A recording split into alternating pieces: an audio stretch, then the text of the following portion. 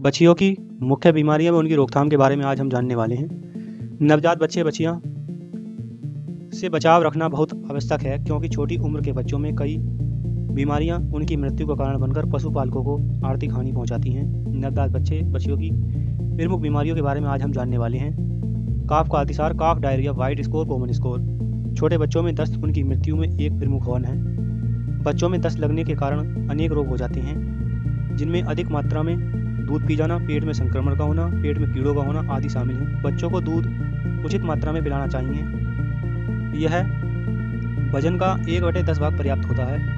अधिक दूध पिलाने से बच्चा उसे हजम नहीं कर पाता और वह सफ़ेद अतिसार का शिकार हो जाता है। कई बार बच्चा खूंटे से खुलकर स्वयं माँ का दूध पी लेता है, अधिक दूध पी जाता है, उसे दस्त लग जाते हैं। ऐसी अवस्था में बच्चे को एंटीबायोटिक्स अथवा कई अन्य एंटीबैक्टीरियल दवा देने की आवश्यकता पड़ती है, जिन्हें मुंह अथवा इंजेक्शन के द्वारा दिया जाता है। बच्चे के शरीर में पानी की कमी हो जाने पर ORS का घोल देना चाहिए। और दोस्तों,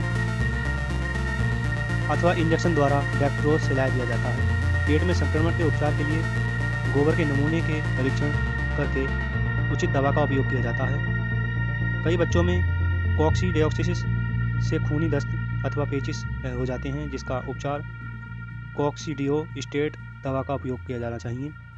पेट में कीड़े, प्राय गाय अथवा भैंस के बच्चे के पेट में कीड़े हो जाते हैं, जिनमें काफ़ी बच्चे कमज़ोर हो जाते हैं। नवजात बच्चों में ये कीड़े पेट से ही आते हैं, जिनमें बच्चों को दस्त अथवा कब्ज लग जाती है। पेट के कीड़ों के उपचार के लिए पिपराजिन दवा का उपयोग सर्वोत्तम है। गर्भावस्था, कई अंतिम अवधि में गाय या भैंस को पेट के कीड़े मारने की दवाई देने के लिए ज़रूरत पड़ती है और उसमें कीड़े नहीं पड़ते।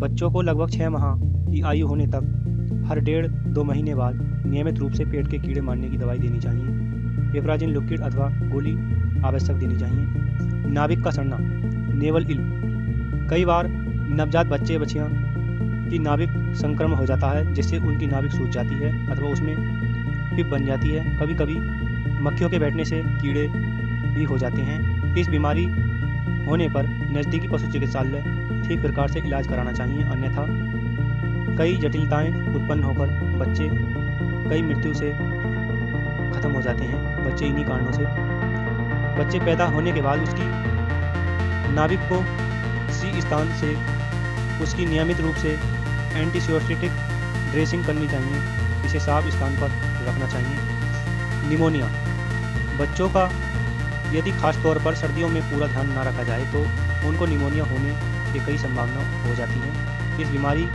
में बच्चों को ज्वर के साथ खांसी तथा सांस लेने में तकलीफ हो जाती है। वह दूध पीना बंद कर देते हैं। यदि इस समय पर इसका इलाज न करवाया जाए तो बच्चे की मृत्यु हो जाती है। एंटीबायोटिक अथवा अन्य रोगाणु निरोधक दवाइयों से उचित उपयोग इस बीमारी को कंट्रोल में किया जा सकता है। और दोस्तों, बच्चे बच्चियों का टाइफाइड भी हो जाता है, तो दोस्तों उसके लिए भी उचित दवाइयाँ देनी चाहिए। मुंह व खुर की बीमारी भी बच्चों में हो जाती है।